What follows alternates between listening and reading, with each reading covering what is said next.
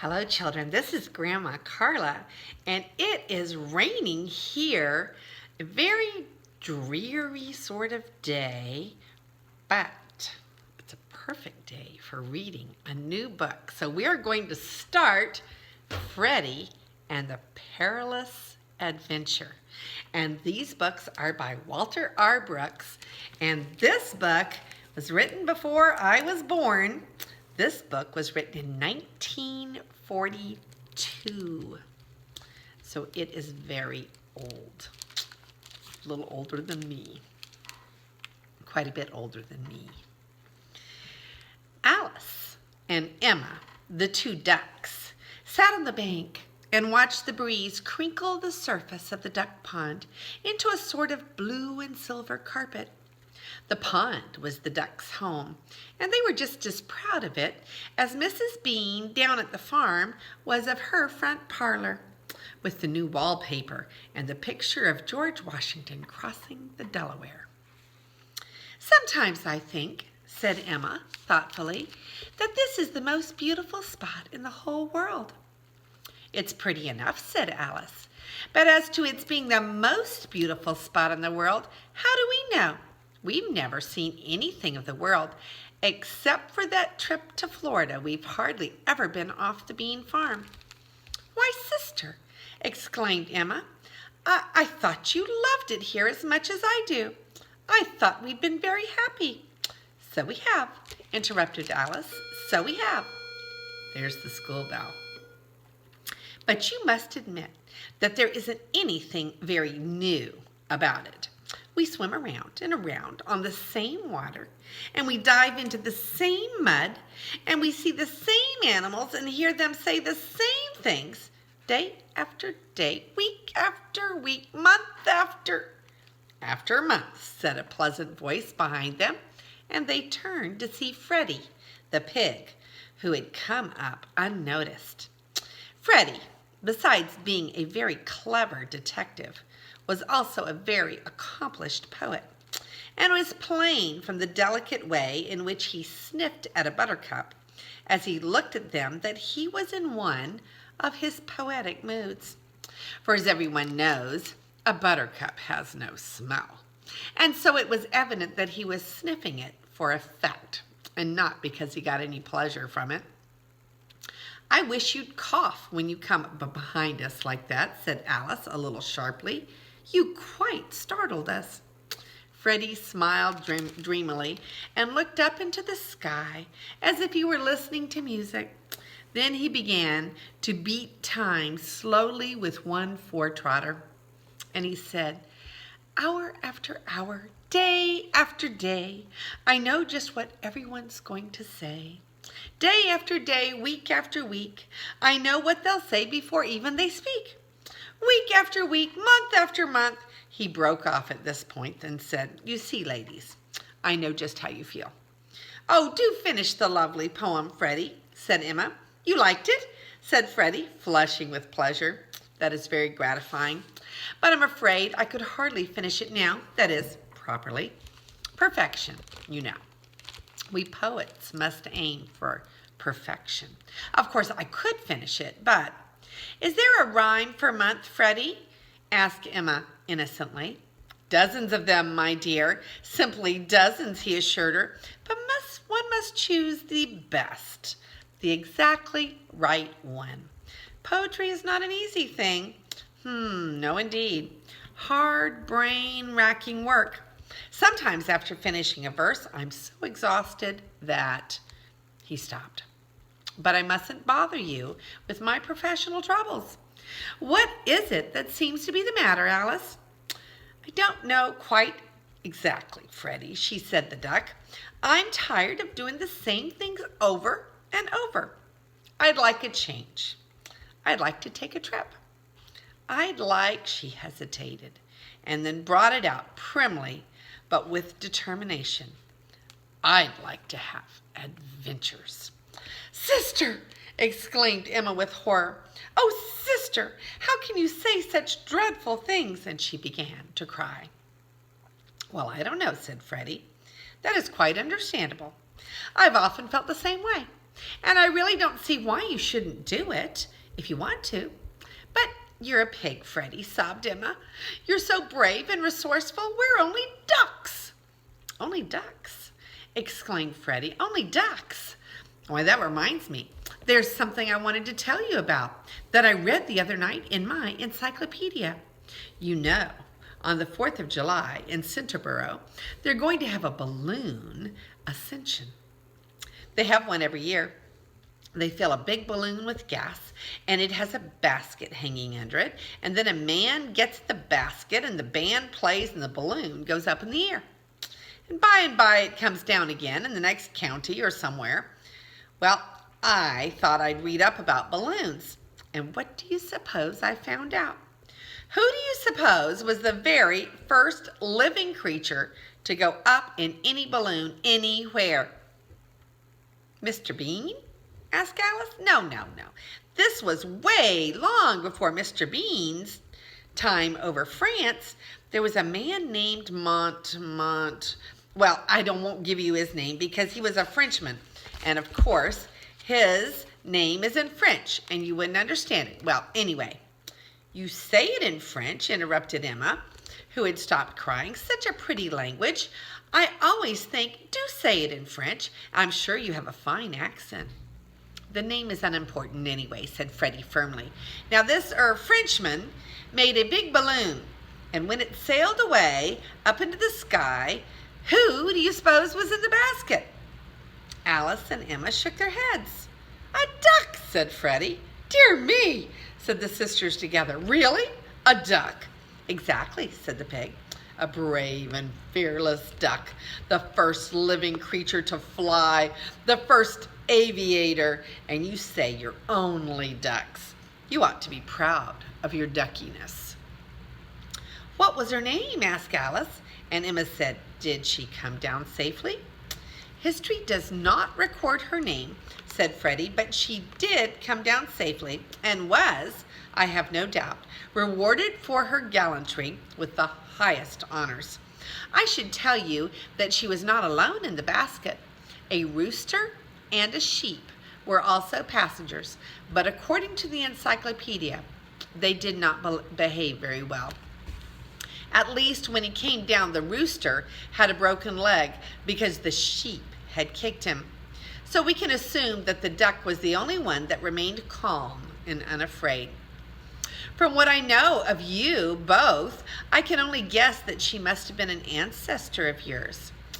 Alice and Emma tried to look worthy of so heroic an ancestor, and Alice said, I'm sure our Uncle Wesley wouldn't have hesitated to go up in a balloon. Dear Uncle Wesley, said Emma, he was so courageous. Pooh, said Freddy, I knew your Uncle Wesley, and I don't remember that, well, let's put it this way. I think you're just as courageous as he was.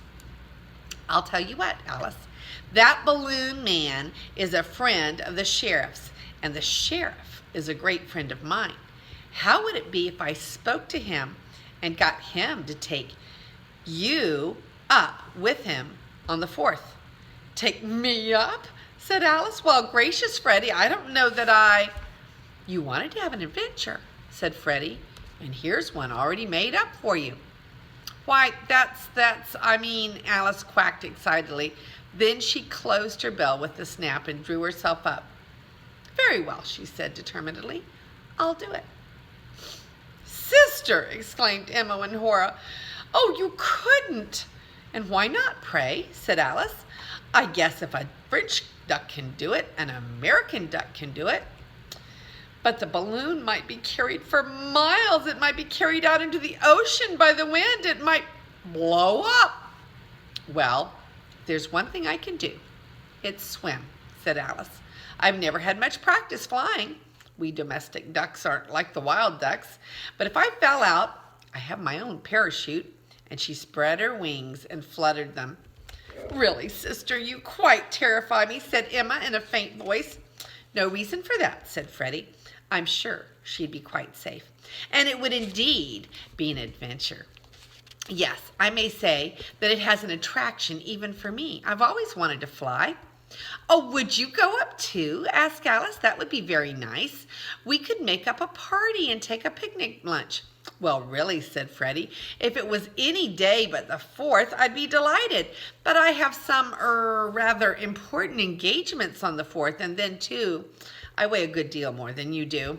The balloonist man might be willing to take a duck up with him, but I'm afraid a pig. No, I'm sure he'd object. Better not propose it to him at all. He'd very likely refuse you too then. Oh dear, said Emma. Sister, if you do want to have adventures, as you say, why can't you have them on the ground? You know how terrified I am of heights. But you don't have to go up. Naturally, I should insist on going, said Emma decidedly. Why, we always do things together, Alice. Then see if the man will take up 2 ducks, Freddie, said Alice. Oh dear, said Emma. I know I shan't enjoy a minute of it. Freddie laughed. No, he said, you won't. That's the funny thing about adventures. I've had my share of them myself in my time, as you know. And my experience is that either you're too busy to think whether you're enjoying them or not, or else you're just scared. And yet, there must be something about them that you like, too, or else you wouldn't go on trying to have more. But the nice thing is afterwards, with the crowds and the cheering and your picture in the paper and all. I shouldn't care to have my picture in the paper, said Alice. Uncle Wesley always thought it was rather vulgar. They never look like you anyway, said Freddie consolingly. So after a while, he left them. And that afternoon he walked down to Centerboro. At the jail, he found the sheriff and some of the prisoners having a candy pull, and he had to wait until the candy was cut up into links and rolled into pieces of oiled paper before the sheriff could go over to the fairgrounds with him. Mr. Gulcher, the balloonist, was busy spreading out his balloon on the ground and getting ready for the ascension. He was rather thin, rather sour-looking man, but he shook hands with Freddie politely when the sheriff introduced them. So you're one of the talking animals from the bean farm, he said. Glad to meet you. Then he shook his head. Tain't right for animals to talk, though, he said. Against nature. Freddie's my good friend, Gulcher, said the sheriff. Don't go picking on him. Say no more, said Mr. Gulcher. Say no more. Any friend of the sheriff's a friend of mine, whether he be man or beast or insect, whether he talks, sings, or merely grunts. What can I do for you, Mr. Just call me Freddie, said the pig, and explained his errand. 2 ducks, eh, said Mr. Gulcher. Well, now, Mr. Freddie, I'll tell you. The balloon business ain't what it was. It's hard to get a crowd for an ascension nowadays. What with everybody wanting to see nothing but aeroplane flights, balloons are going out. That's the truth of it. Now, you're offering me a pair of ducks to take up with me, and I'd like to oblige you, but it ain't enough. 2 ducks going up in a balloon, that ain't anything to draw a crowd. But hold on. He struck his forehead sharply with the palm of his hand. Gulcher has an idea. He looked sharply at the pig. I expect you've made speeches in your time. Something of an orator, if what I hear is so, eh? One of the finest speakers in the county, said the sheriff warmly. Oh, well, I wouldn't say that, said Freddie, blushing. Fine, said Mr. Gulcher. That's how we can get our crowd. Ha! That'll bring him out. Patriotic pig makes 4th of July address at Balloon Ascension. Think you could do it, Mr. Freddie? A good roaring patriotic speech just before the balloon goes up. Bringing in America and the flag and the balloons, of course. Think you could do that? Freddie had a sudden picture of himself standing on a platform before a cheering crowd with a flag waving overhead and a band ready to play when he finished. You bet, he said enthusiastically. Good. That's champion, that is. Pig orator makes balloon ascension. I'll get me out some handbills right away. And those 2 ducks, they can go along with you as sort of the trimming. They won't add nothing, but as long as they want to go. You mean I'm to go up? Interrupted Freddie. That's just what Gulcher means. Gulcher has said so, and Gulcher never goes back on his word. Well, said Freddy, I don't know. The 4th is a pretty busy day for me, and I don't know if I could spare the time. It's very nice of you, Mr. Gulcher, but... Eh? Said Mr. Gulcher. I don't get it. You said you had time to make a speech. You ain't afraid, are you? Freddy was indeed very much afraid. To see Alice and Emma go up in a balloon was one thing. After all, they had wings. But to go up himself was something different. He got himself into a nice fix. But before he could say anything more, the sheriff said with a laugh, Afraid? My friend Freddy, afraid? I guess, Gulcher, you don't know much about this pig's record. And he went on to make a list of Freddy's brave deeds for the benefit of the balloonist. And as Freddy listened, he began to perk up. It's true, he said to himself. I've really done all of those courageous things. I guess I can't just back out now. That's the trouble with the reputation of bravery. You have to live up to it. Oh dear, I wish I wasn't such a fearless character. So when the sheriff had finished, and Mr. Gulcher had expressed his gratification at being privileged to know such a celebrity, Freddy said why of course he'd go up in the balloon, and then after making some necessary arrangements, he and the sheriff left. That's the end of chapter 1. So let's look at our pictures. Here, Alice and Emma are thinking about their pond that they've been swimming in forever. And here's a picture of Freddy and the two ducks talking about an adventure. And that is the end of chapter 1. And we will start chapter 2 next time. This is Grandma Carla, and I love you.